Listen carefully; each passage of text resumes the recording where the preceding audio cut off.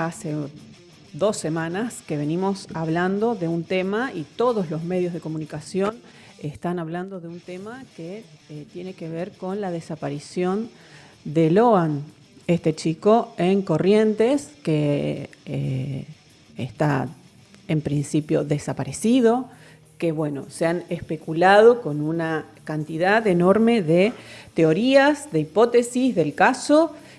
Ahora el caso volvió a cero, se ha pasado de la justicia ordinaria a la federal. De la federal se está evaluando a ver si existen elementos, porque bueno, se barajó la posibilidad de que haya sido víctima de una red de trata. Bueno, es un tema muy complejo. A esta altura, pasado tanto tiempo, el tema de poder hallarlo con vida o de poder encontrarlo cada vez se ve más lejana.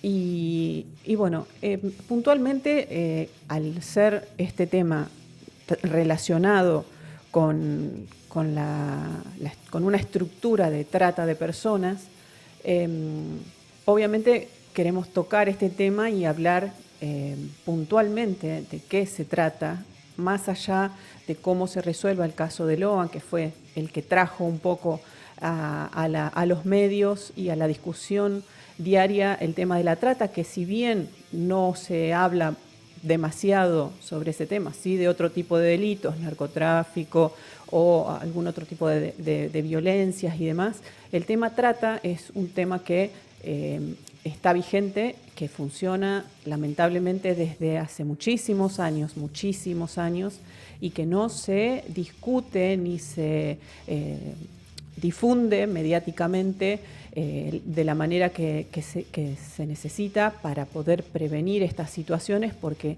hay cuestiones específicas y puntuales que tienen que ver con este accionar delictivo que hay que tener en cuenta y que hay que poder detectarlos para prevenir también. Para hablar del tema, hemos convocado para hoy al doctor Nicolás del Mastro, abogado de la Fundación Alameda, quien, bueno, viene trabajando desde hace muchos años, ¿no?, esta fundación en la lucha contra la trata. ¿Ya lo tenemos conectado, Nico? Hola, buen día. ¿Qué tal, doctor? Buenos días, muy buen encuentro para todos. Bueno, muchas gracias por esta comunicación. Bueno, Por favor. ¿qué es la trata de personas? ¿Cómo comenzamos a hablar sobre este tema, ¿no?, que es tan sensible y que en este momento se puso sobre la mesa por el caso Loan, ¿no?, que es un caso puntual, y que ha tomado una dimensión mediática extraordinaria, pero que el tema de trata funciona, lamentablemente es algo que ocurre todo el tiempo, pero que no se difunde mediáticamente, como, bueno, salvo cuando ocurren este tipo de casos. ¿Qué es la trata de personas? Bueno, la trata es un delito de crimen complejo, de crimen organizado. Es el tercer delito más rentable del mundo. Y algunos lo definen como la esclavitud del siglo XXI. No estamos muy de acuerdo con esa apreciación, porque está presente, por lo menos en nuestro país o en el sur del Río de la Plata, desde lo que vivieron las comunidades originarias. Está presente en la Asamblea del año 13, está presente en la Argentina del Centenario, y bueno, llegamos a nuestros días con un conjunto de instrumentos internacionales que Argentina ha firmado, ha suscrito, y esto implicaba que teníamos que tener una ley interna que recepcione o tipifique esta figura, que en el año 2008 se incorporó y que en el año 2012 tuvo una profunda modificación.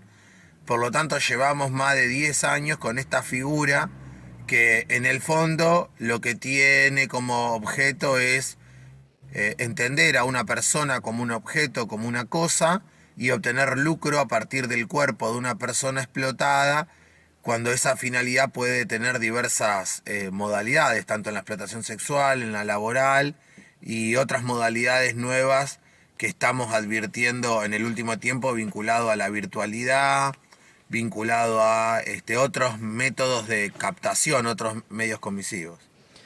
¿Cómo funciona la estructura de la trata en Argentina? Bueno, en Argentina y en casi todos los países tiene algunos denominadores comunes o factores objetivos para que se presente la figura.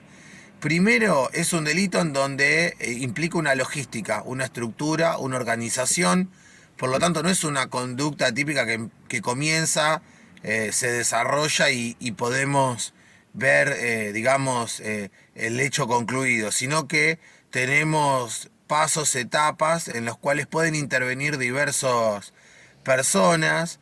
El primer momento es el ofrecimiento, luego la captación, el traslado, la recepción y acogida de personas con la finalidad de explotarla. Cada uno de estos verbos implica una acción distinta, pero la condición objetiva es el contexto de la persona, es decir, la víctima requiere atravesar algún contexto de vulnerabilidad, que no necesariamente se presenta como una dificultad económica o material.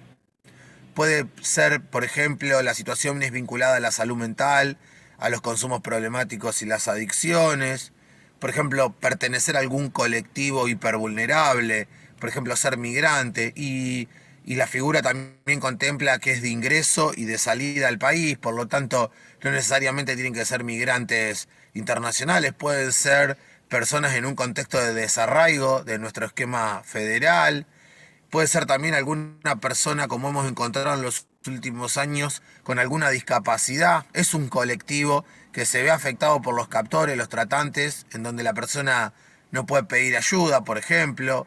Naturalmente el aspecto del género, el colectivo LGTBI, bueno, distintas circunstancias que puede atravesar un niño, un adolescente que está en la construcción de su proyecto de vida, de su capacidad crítica, esta capacidad progresiva de la que nos habla el código. Bueno, todos esos elementos son necesarios. Por otro lado, estamos hablando de que para que se configure este delito vamos a encontrar el no accionar o la connivencia o el no hacer o el mirar para otro lado a algún organismo estatal.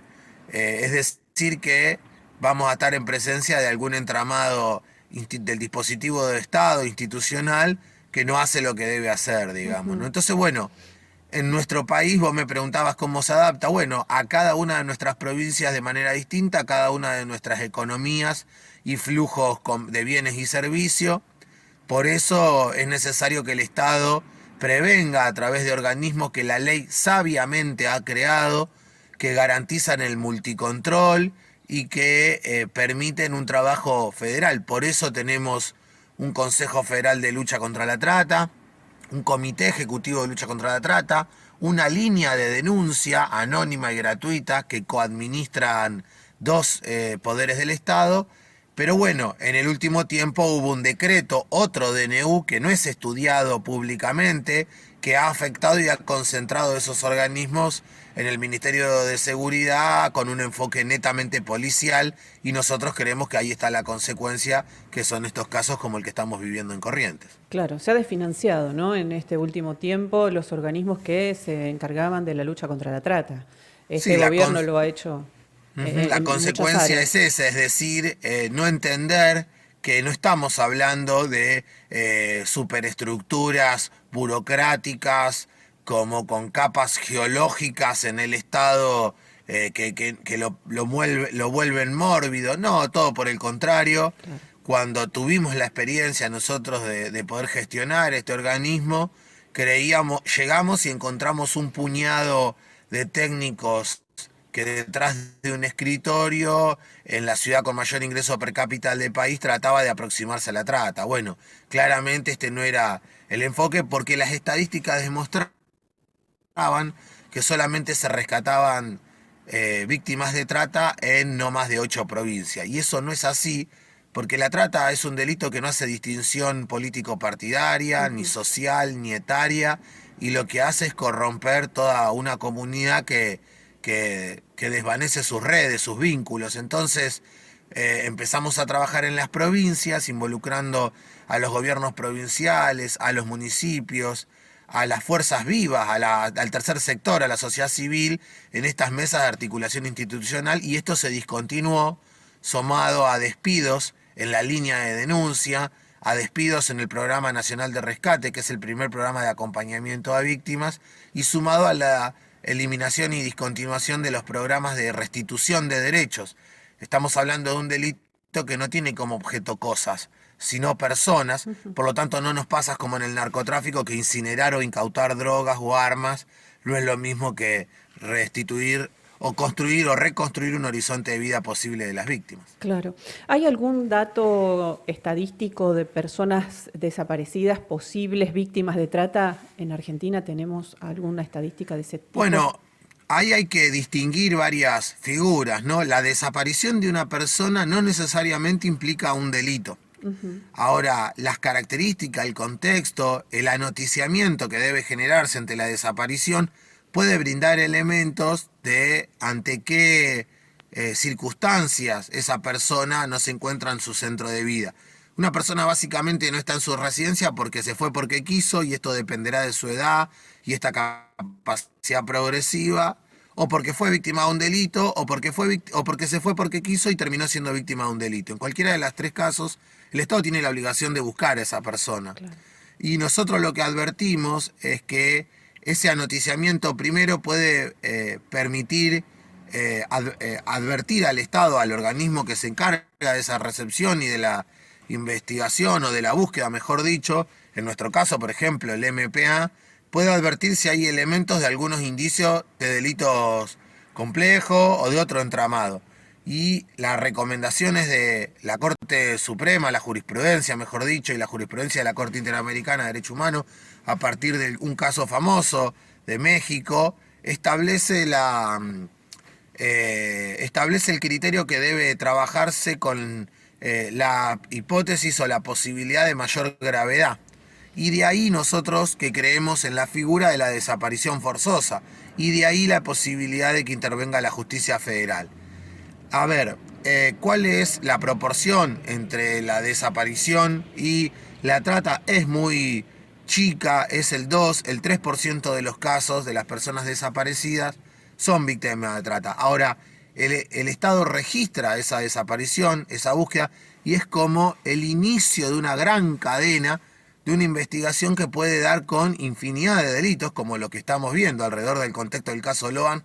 Ya se habrán advertido 25 delitos más o menos de lo que se están dando en todo ese contexto de ese pueblo, de ese entramado local. Entonces lo que nosotros decimos, hay que saber cuáles son las herramientas vinculadas a la búsqueda de una persona, saber cómo se configura el delito y cómo a veces lo que primero se registra es una ausencia, es una desaparición, y por eso el Estado necesita pensar en la peor hipótesis, porque hay tiempo para volver para atrás, pero no para pensar en la posibilidad del daño o de las instancias de un delito progresivo, constante, en desarrollo, que es mucho más grave si no se da un encuadre. Acá se utilizó el extravío, claro, y pensar que un niño podría estar más de determinadas horas en un lugar, o pensar la posibilidad, y después tuvimos la instancia del encubrimiento por este entramado local, que orientó la investigación a una determinada zona, cuando en realidad el niño posiblemente fue sustraído, captado o trasladado por otra zona.